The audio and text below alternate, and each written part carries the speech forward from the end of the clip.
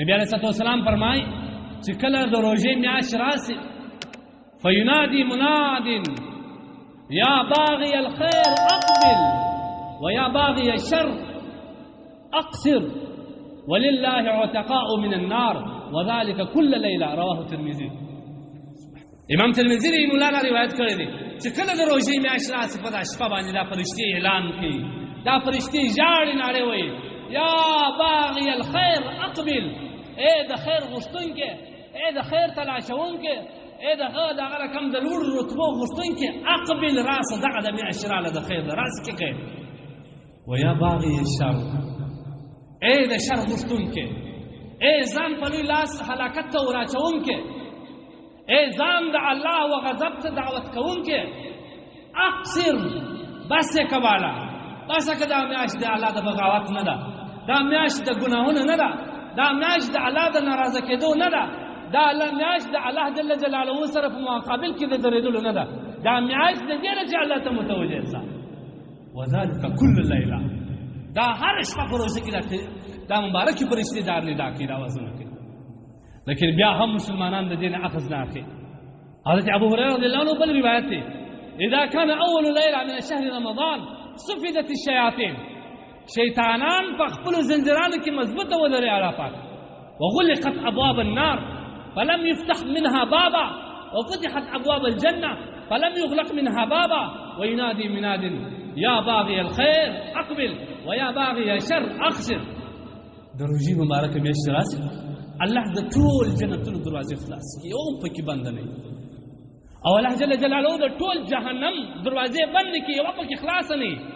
ټول شیطانانو مضبوطه ودرې، هغه جنات چې هغه سرکش وي هغه مضبوطه وتړل شي. نو بیا الله وایي یا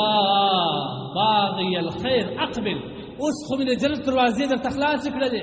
اوس خو مې د جهنم دروازې درته بندې کړلې، اوس خو د شیطان باندې ځان تاوانوي شیطانان مې درته وتړله، اوس خو مې هغه سرکشه جنات درته وتړل، اوس خو د خیر خواته راسه، اقبل د خیر خواته راسه، اوس خو ګناه پرېږده، اوس خو سروزونه پرېږده، اوس خو دغه باطل شان پرېږده، اوس خو دا نامحرمو ته کتل پرېږده، اوس خو حرام پرېږده، دا شام پرېږده، اوس خو راسه زما و طرف ته.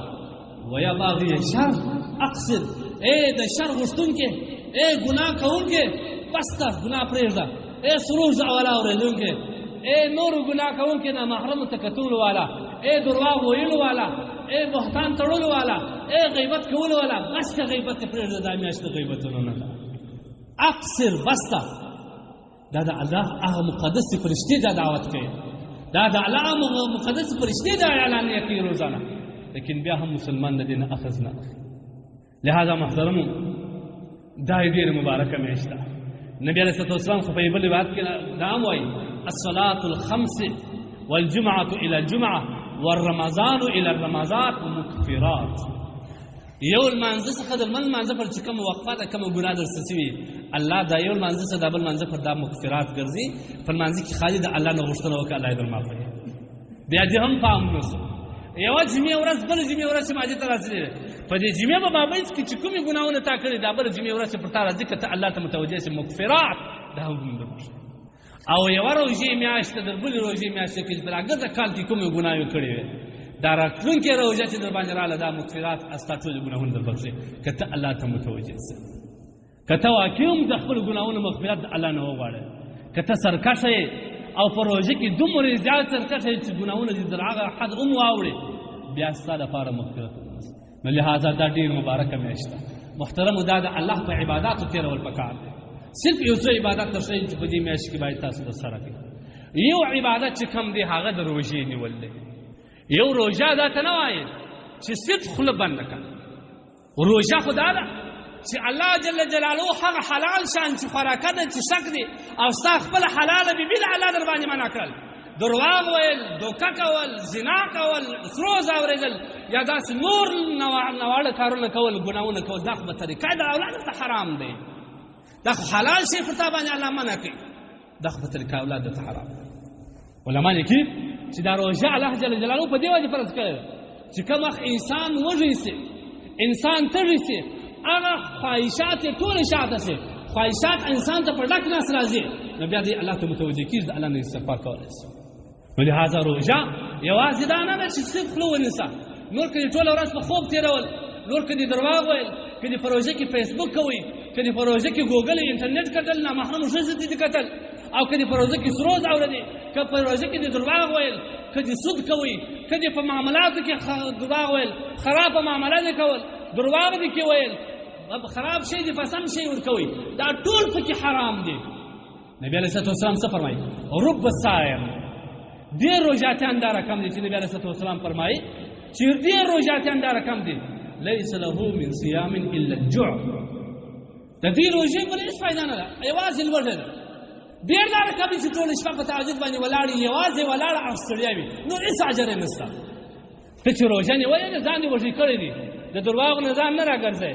د فیسبوک نه ځان نه راګرځئ، د نامحرمو ته د کتلو نه ځان نه راګرځئ، د سروز اورېدلو نه ځان نه راګرځئ، د خراب معامله د خراب کاروبار کول نه ځان نه راګرځئ، په کاروبار کې د درواغ نه، د دوکې نه، د حرام نه، د سود نه، د ربا نه ځان نه راګرځئ، د ظلم څخه ځان نه راګرځئ، د یتیم مال د لاندې کولو څخه ځان نه راګرځئ.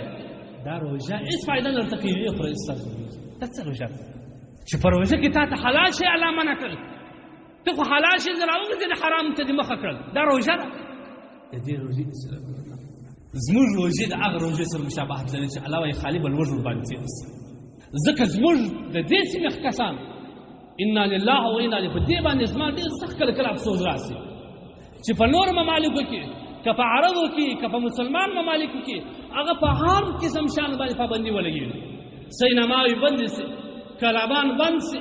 مساجد خلاص سي، ټول دې ته مخه کې د ټول شپې په دې کې عبادت وي. تاسو وګورئ په حرمینو کې